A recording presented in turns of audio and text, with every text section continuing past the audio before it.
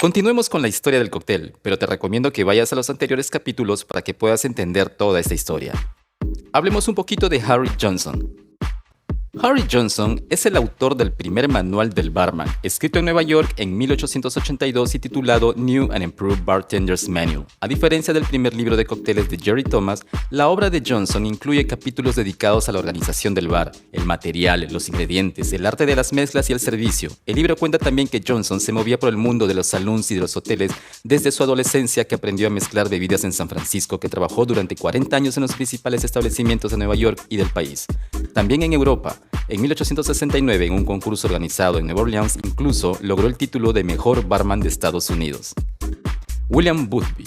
Unos años después de que lo hiciera Harry Johnson, en 1891, William Boothby publicó en San Francisco su primer libro titulado Cocktail Boothby's American Bartender, que fue presentado como el único tratado práctico de mixología, es decir, la ciencia de las mezclas.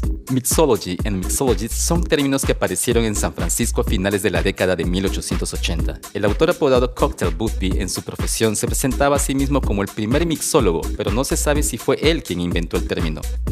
Gracias a las diferentes reediciones de su manual se han recopilado valiosas informaciones sobre la evolución de los cócteles y de las prácticas en el bar. El destino de los grandes clásicos. Gracias a todas estas obras constatamos que algunas recetas como el Manhattan no han sufrido ningún cambio en el curso de más de un siglo, pero también observamos que otros cócteles, en cambio, se han transformado completamente a lo largo de las décadas, lo que confirma que el barman debe saber adaptarse a los cambios. Es el caso del Dry Martini. Cuando apareció en 1884, este cóctel se denominó Martínez, antes de convertirse en Martini en 1888.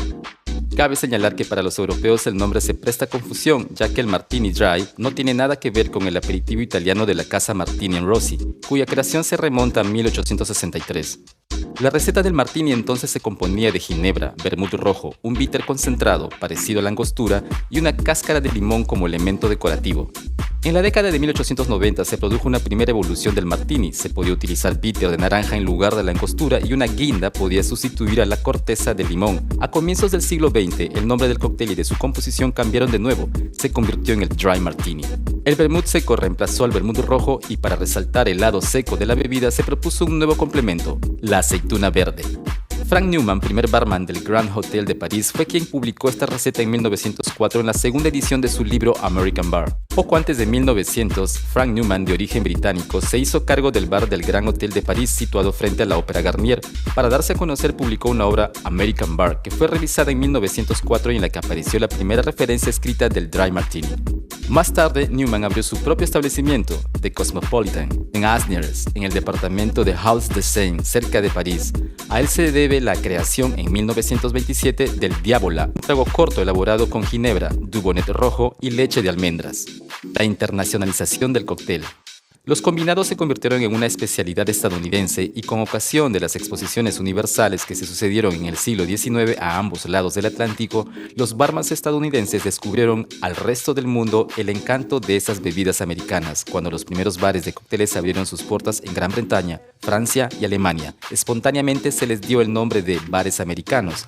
Hacia principios de la década de 1900, la moda de los cócteles ya se había extendido por toda Europa. En Londres, entre los primeros protagonistas de esta expansión encontramos al barman estadounidense Leo Angel, quien a finales de la década de 1870 dio a conocer las bebidas americanas a los clientes del gran restaurante Criterion, en Piccadilly Circus. Poco después, en la capital británica se fundó una revista profesional, Barman and Barmaid. En Francia, la moda de la lengua inglesa y el atractivo de lo procedente del Nuevo Mundo fomentaron la afición a los cócteles. En París, Louis Fouquet disponía de un gran surtido de bebidas estadounidenses en su restaurante Le Fouquet's, en los Campos Elíseos, que abrió poco después de publicar un libro sobre cócteles en 1896. Por aquel entonces, a los turistas estadounidenses que visitaban el barrio de la Ópera les encantaba poder saborear su cóctel favorito en el Gran Hotel, en la calle Daunou, en el Chatham y en el New York Bar, que se convirtió en el Harris Bar. Hasta aquí este episodio de la historia del cóctel. No te olvides, anda a los anteriores episodios para que puedas entender toda esta movida de la historia del cóctel. Y te espero hasta el próximo episodio en Cocteleando para el Mundo.